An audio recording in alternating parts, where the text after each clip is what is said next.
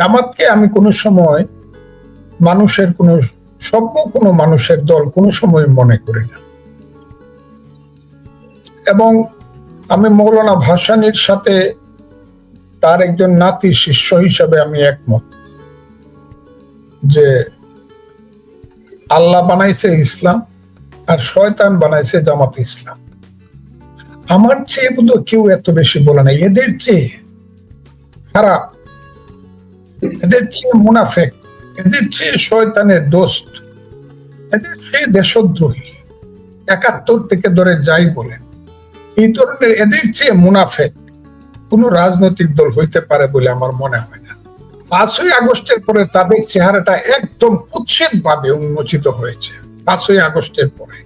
এর আগে আমিও এতটা বুঝতে পারতাম না, কিন্তু আমি ৫ই আগস্টের পরে এদের চেহারাটা সাংঘাতিক ভাবে মানুষের কাছে কুৎসিত হিসাবে ধরা পড়েছে। আমি এদেরকে মনে করি না যে এরা কোনো সভ্য জাতীয় মানুষ, এরা কোনো মানে সুস্থ মানুষ, সামাজিক মানুষ, এটা মনে করি। এরা হলে এই সমাজ থেকে যা হোক, তবু একটা চক্রান্তের ষড়যন্ত্রের মাধ্যমে আমাদের নিজস্ব রাজনীতির ভুলের কারণে, বাংলাদেশের নিজস্ব রাজনীতির ভুলের কারণে এই ধরনের একটা অপশক্তি, যাদের পিতার নাম হইল পাকিস্তান জামাতে ইসলাম, জামাতে ইসলামী পাকিস্তান, যারা পাকিস্তানে কোনো পার্লামেন্টে তেমন কোনো সিট কোনোদিন পায় নাই, তাদেরকে কেউ পুষেও না, কিন্তু তাদের এই রেখে যাওয়া সন্তানেরা, ৭১ রেখে যাওয়া সন্তানেরা আজকে এই দেশে ৬৮টা সিট পায়।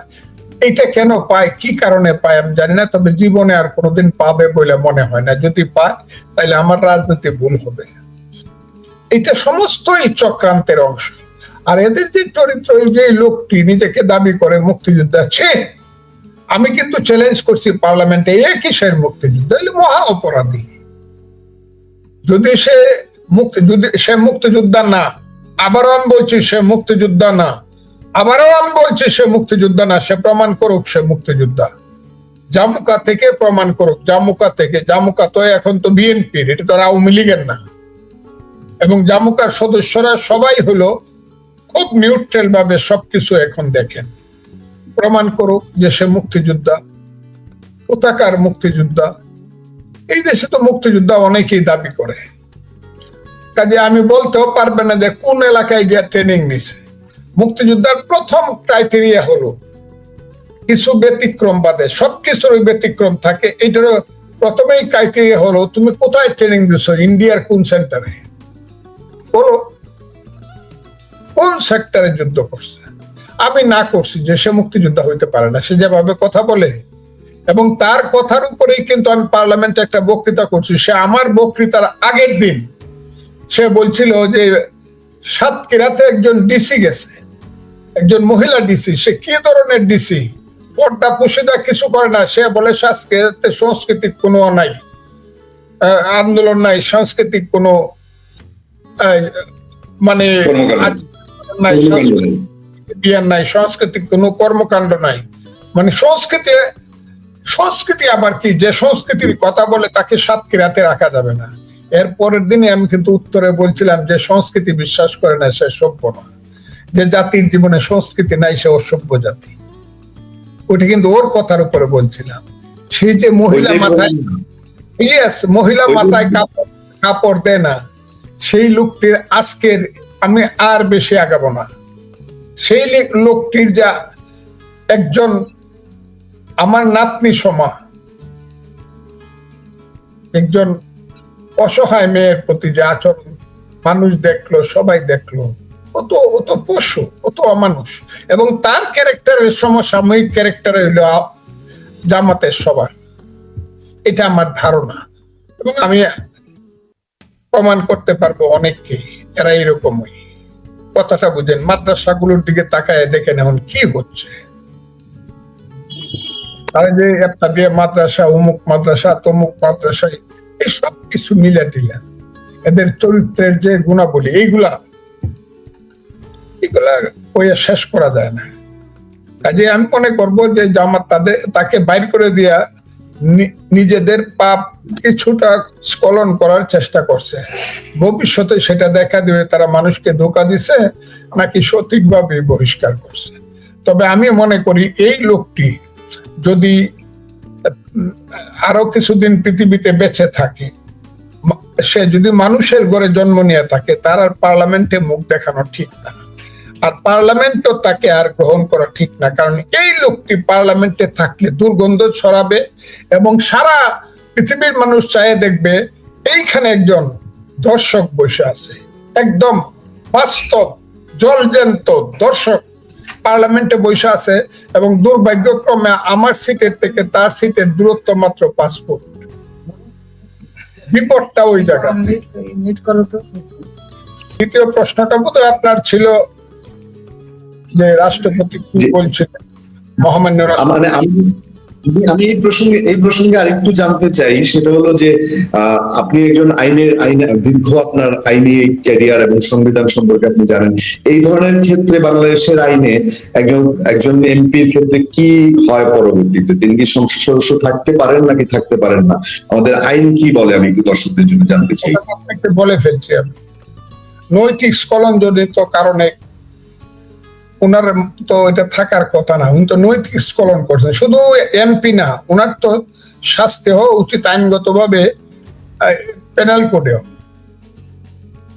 আচ্ছা জি, আমি আজকে আমরা সন্ধ্যার পর থেকে সোশ্যাল মিডিয়ায় খুব সয়লাভ। কেউ কেউ বলছেন রাষ্ট্রপতি মোহাম্মদ শাহাবুদ্দিন তিনি পদত্যাগ করে ফেলেছেন, কেউ কেউ বলছেন আগামী শুক্রবার তিনি পদত্যাগ করবেন, এবং নতুন রাষ্ট্রপতি নিয়েও সোশ্যাল মিডিয়ায় আলোচনা যে নাসিমুল গনি যিনি মন্ত্রিপরিষদ সচিব তিনি রাষ্ট্রপতি হতে যাচ্ছেন। আমি একটু জানতে চাই, আপনি সরকারি দলের সিনিয়র একজন সদস্য, আপনার কাছে এই ধরনের কোনো ইনফরমেশন আছে কিনা, এবং রাষ্ট্রপতির পদত্যাগের প্রেক্ষাপট তৈরি হয়েছে কিনা? জনাব ফজলুর রহমান। আপনাকে অসংখ্য ধন্যবাদ। প্রশ্নটা জাতীয়, আর আমি জাতীয় রাজনীতি করি, আর আমি সরকারি দল হিসাবে না, এমপি হিসাবে নয়, ফজলুর রহমান হিসাবে, রাজনীতিবিদ হিসাবে উত্তরটা দিতে চাই।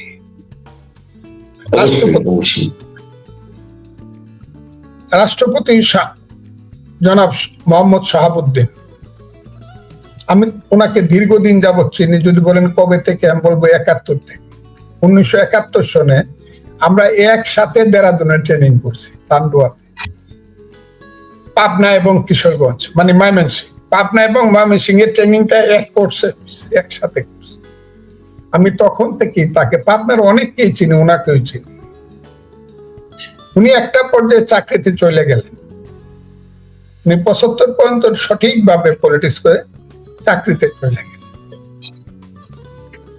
এবং উনি বিচারক হিসাবে চাকরি করলেন। তারপরে অন্যান্য চাকরিও করেছেন। কিন্তু আমি যতটুকু তাকে চিনি, দোষ ত্রুটি প্রত্যেক মানুষেরই থাকে। মানুষ হিসাবে এর চেয়ে খুব মানে পরিষ্কার মানুষ বাংলাদেশে খুব বেশি আছে, এটা ঠিক না। তার মধ্যে সাহস আছে, সিদ্ধান্ত নেওয়ার গুণাবলী আছে, দেশের ভালোবাসা আছে। বিভিন্ন কারণে বিভিন্ন সময় চেয়ারে থাকলে পরে বিভিন্ন ধরনের সিদ্ধান্ত নিতে হয়, রং বেরঙের সিদ্ধান্ত। আমি এটাকে বলি রং। এই সিদ্ধান্তটা নেওয়ায় তারা যাদের হাতে ক্ষমতা থাকে। কাজেই এর বাইরে যদি চিন্তা করেন, মহামান্য রাষ্ট্রপতি জনাব মোহাম্মদ শাহাবুদ্দিন উনি কিন্তু সাহসী মানুষ এবং সঠিক মানুষ। দেখেন, ইউনূসের মতো একটা ক্রিমিনাল সরকারের সাথেও কিন্তু সে 1.5 বছর রয়েছে, ক্রিমিনাল, এবং তার বাসায় এটা মানে তার বঙ্গভবন এটা করাইছে, কত কিছু করাইছে, ছবি নামাইছে, কত কিছু। তখন কিন্তু তুমি ভয়ে পদত্যাগ করেননি। পদত্যাগ করলে পরে কিন্তু এই দেশটা পাকিস্তানের দিকে আরো এক ধাপ আগায় যাইত। এখন বিএনপি ক্ষমতা এসেছে, সেটাও 4 মাসের উপরে চলে গেছে। মনেই করতে পারে যে তাদের নিজস্ব একজন রাষ্ট্রপতি প্রয়োজন। তারা আওয়ামী লীগ আমার রাষ্ট্রপতিকে বা আওয়ামী লীগ পার্লামেন্টের রাষ্ট্রপতিকে, তারা যে রাষ্ট্রপতি 18 সনের পার্লামেন্ট দ্বারা নির্বাচিত, নাও রাখতে পারে। এটা বিএনপির সিদ্ধান্ত, এবং আমার দল সিদ্ধান্ত নিলে আমি এর বাইরে যাব কেন? আমি তো এর বাইরে যাব না। কিন্তু একটা কথা বলি, কি বললেন, কি বনি না নাসিমুল গনি শুনছি উনি হলেন বাংলাদেশের সর্বোচ্চ আমলা। এই যে আমি শার্টটা পরছি না, এটা পুরা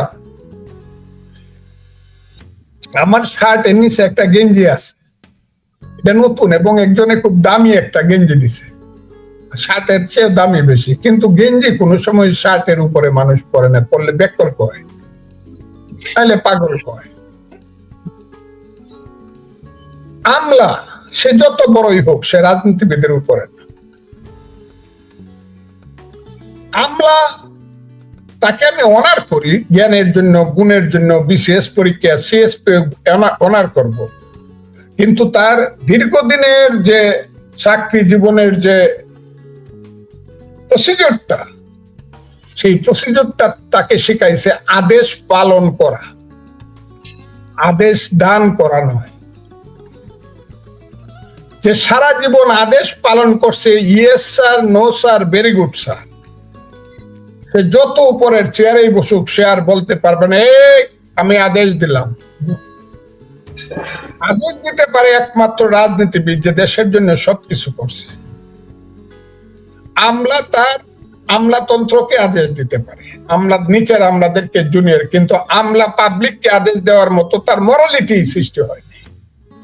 আমি জানি না দল কাকে করবে, উনাকেও করতে পারে, কিন্তু আমি ব্যক্তিগতভাবে চাই না একজন আমলা দেশ সম্পর্কে যার কোন ধরনের পথঘাট বলেন, দেশের মানুষের মানসিকতা বলেন, দেশের মানুষের ইতিহাস বলেন, যত কিছু আছে মানুষের জীবন যৌবনের সঙ্গে যুক্ত, মানুষের জীবন ধারার সঙ্গে যুক্ত, তার সঙ্গে যার একদিনের পরিচয় হয় না, আমলা হিসাবে হয়েছে, কিন্তু নেতা হিসাবে হয় নাই। নেতা ছাড়া, রাজনীতিবিদ ছাড়া মানুষের সাথে পরিচয় হয় না।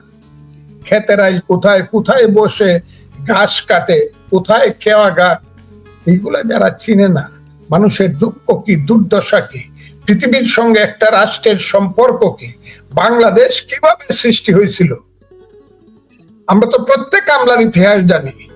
যারা বাংলাদেশের সঠিক ইতিহাসটাকে সম্মান করতে জানে না, আমলাদেরকে রাষ্ট্রপতি না করলে আমার ভালো লাগবে, তবে দল যদি করে কি করব, অগত্যা আমার। কিন্তু আমি আমলা রাষ্ট্রপতি চাই না। আমি চাই যেই হোক, আমাদের দল থেকে হোক, আর বাড়িতে একজন রাজনীতিবিদ হোক। আর রাজনীতিবিদ হইলে আমাদের দলেও অনেক সিনিয়র লিডার এখন আছেন, যাদের ত্যাগ আছে, তিতিক্ষা আছে, জ্ঞান আছে, লেখাপড়া আছে, ইতিহাস আছে, জেল জুলুম অত্যাচারের সমস্ত কিছু যাদের জীবনে বহন করছে। আমাদের দলে বহুত মানুষ আছে এরকম, বিএনপিতে আছে। কাজেই সবকিছু বাদ দিয়ে একজন ওই আমলাকে আইনা যে সারা জীবন yes sir, no sir, very good sir করছে, আমি বুঝি না। আমি কোন আমলাকে মনে করি না একজন রাজনীতিবিদের সময়। যত বড় আমলাই, এই যে বললাম শার্ট কোন সময় গেঞ্জির নিচে, সব সময় শার্টের নিচে থাকে, তবে গেঞ্জির প্রয়োজন, কিন্তু শার্টের উপরে পড়ার জন্য শার্ট থাকবে উপরে, পলিটিশিয়ান থাকবে উপরে। আমি অনুষ্ঠান এমনিতে দীর্ঘায়িত করব না আজকে। আর একটা শুধু ইস্যুটা বর্তমান চলমান রাজনীতির জন্য খুব গুরুত্বপূর্ণ। আপনার এই বিষয়ে প্রতিক্রিয়া আমরা অন্যান্য জায়গায় দেখেছি, আমাদের দর্শকদের কাছে আমি প্রতিক্রিয়া চাই। আওয়ামী লীগ সভাপতি এবং সাবেক প্রধানমন্ত্রী শেখ হাসিনা রয়টার্স ইন্টারভিউতে বলেছেন তিনি ডিসেম্বরে দেশে ফিরতে চান, ফিরবেন এবং তার দলবল সহ ফিরবেন। তিনি কি সত্যিকার অর্থে এটা পারবেন কিনা, বাংলাদেশের বাস্তবতা উনি কি ফিরবেন কিনা, আপনার কি মনে হয়? আপনি তো চেনেন এই পরিবার, চেনেন শেখ হাসিনাকে, হারে হারে আপনি চেনেন, সেটা জানতে চাই। এবং এর প্রতিক্রিয়ায় বাংলাদেশে দেখা গেছে বিএনপি ওইভাবে এটার জন্য চিন্তিত না বা দুশ্চিন্তা আছে এরকম মনে করার কোনো সুযোগ নাই। কিন্তু জুলাইয়ে যারা আন্দোলনে জড়িত বলে এখন যারা দাবি করে, যারা মত করেছে, তৌহিদি চরমতা নামের রাস্তায় নেমেছে, এদের অ্যাটিটিউড দেখলে মনে হয় যে শেখ হাসিনা না আসলে ভালো হয়। এই সার্বিক ব্যাপারে আপনার একটু মন্তব্য আমি চাচ্ছি। আমি এটাতেই আজকের অনুষ্ঠান শেষ করবো। জনাব ফজলুর রহমান। আর কি করতে পারছে শেখ হাসিনা আমি জানি না, এই 2 বছরে তো একটা জিনিস করতে পারছে, এই যে বিবিসির সঙ্গে একটা সাক্ষাৎকার দিয়া একটা আওলা জাওলা লাগাই দিছে দেশটার মধ্যে। কথাটা বুঝছেন, তার মিত্র এবং শত্রুরা সবাই এটা নিয়ে চিন্তিত হয়ে পড়ছে যে ডিসেম্বরের মধ্যে শেখ হাসিনা আসতেছে। এইটা করতে পারছে যে একটা কথা বলে সমস্ত ব্যাপারটাকে, সমস্ত জিনিসটাকে একটা আলোড়ন সৃষ্টিকারী ঘটনা হিসাবে করতে পারছে। এটা শেখ হাসিনাকে আমি কি বলবো, যে এটা একটা বুদ্ধিমতির মতো, অন্য কথাবার্তা যেরকম বলো, কিন্তু আসবো আমি কথাটা বইলা একটা আলোড়ন সৃষ্টি করছে। কিন্তু আমার ধারণা দেশ যদি তারেক রহমানের নেতৃত্বে এখন যেমন চলছে, যতটুকু চলছে, এইটুকু চললেও শেখ হাসিনার আসতে কষ্ট। কারণ শেখ হাসিনা সরকারের যারা ছিল হাইব্রিড মন্ত্রী টন্ত্রী যারা ছিল, ওইগুলোর আমি নাইবা বললাম। শেখ হাসিনাকে যদি আসতে হয় তাইলে শুধু হাইটা আইসা পড়বে, ওই যে বলে যে পদ্মা সেতুর উপর পাড়ায় আইসা পড়বে যশোর দিয়া, এইগুলা কথা মানুষ গল্প বানায়, এগুলো দিয়ে ভালো সিনেমা হবে। কিন্তু তাকে আসতে হইলে দেশ বিদেশের সমর্থন লাগবে। জনসমর্থন কার কতটুকু আছে সেইটাতে যদি আমি নাও যাই, বাংলাদেশের ভিতরে বাহিরের যে শক্তিগুলো আছে, আমার জন্মের বেদনার পক্ষে বিপক্ষে যারা জড়িত ছিল, বাংলাদেশের জন্মের বেদনার সঙ্গে যারা পক্ষে বিপক্ষে জড়িত ছিল, তাদের একটা কাজ এখানে আছে। সেই কাজটা কোন পক্ষে হবে, কিভাবে হবে, এইটার উপরে নির্ভর করবে শেখ হাসিনা দেশে আসতে পারবে। সাবজেক্টিভ কন্ডিশন বলতেছে বোধ হয় না, কিন্তু অবজেক্টিভ কন্ডিশন কি হবে এটা আমি বলতে পারবো না। কারণ আমি দেখলাম জাতিসংঘ ইতিমধ্যে বলে দিছে যে বিচারটা নাকি সঠিক হয় নাই শেখ হাসিনার। আমি দেখছি একটা, যদি কতটুকু সত্য আমি জানি না। হ্যাঁ, জাতিসংঘে এই অভিমতটা পোষণ করে যে বিচারটা নাকি সঠিক হয়নি। এরকম যদি জাতিসংঘ, America, India, Soviet, Russia, China মনে করে, এবং এই কথাগুলো যদি, এই মতামতটা, এই অভিমতটা যদি শেখ হাসিনার পক্ষে যায়, তখন দেখা যাইতে পারে জিনিসটা ভিন্ন রকম একটা ঘটনা ঘটতে পারে। এটা আন্তর্জাতিক রাজনীতি গুরুত্বপূর্ণ ভূমিকা পালন করবে। বাংলাদেশের মানুষ শেখ হাসিনা এসে পড়ো, অভিনন্দন অভিনন্দন, আর শেখ হাসিনা চলে যাও, দুইটা স্লোগানে প্লাস মাইনাস কিছু হবে, কিন্তু তার সমস্ত ব্যাপারটা 90% নির্ভর করবে অবজেক্টিভ কন্ডিশন। আমি কি বুঝাইতে পারি? উনি যদি সত্যি চলে আসতে পারেন, তাহলে সেই ক্ষেত্রে বাংলাদেশ ইন্ডিয়ার সম্পর্কে কি কোনো এফেক্ট পড়বে? উনি যদি সত্যি চলে আসতে পারেন, তাহলে বাংলাদেশ ইন্ডিয়া সমর্থনে যদি উনি আসেন, আন্তর্জাতিক শক্তির সমর্থনে। আন্তর্জাতিক শক্তি তো 4টা দেশের নাম বললাম, এনে পাকিস্তান, তুরস্ক আমি বলি নাই, কারণ পাকিস্তান, তুরস্ক আন্তর্জাতিক শক্তি না। তারা ওই দেশে যাতে এই সাম্প্রদায়িক রাজনীতি এবং কোন কারণে মৌলবাদীরা যাতে টিকে থাকতে পারে, মৌলবাদীরা আমি খুব বেশি কঠিন মানে মনে করি না, দেশের শত্রু মনে করি না, কিন্তু জঙ্গি রাজনীতি, এই হেফাজতে কি হরকাতুল জিহাদ, লস্করে তৈয়বা ইত্যাদি ইত্যাদি যারা আছেন, তাদের সাথে হইলো ওরা। কিন্তু ওই 4টা রাষ্ট্র, তারা যদি মনে করে যে শেখ হাসিনা যা করছেন the sake of everything, Sheikh Hasina should go to her motherland, তাইলে শেখ হাসিনা আসতে পারবে। এই হলো কথাটা।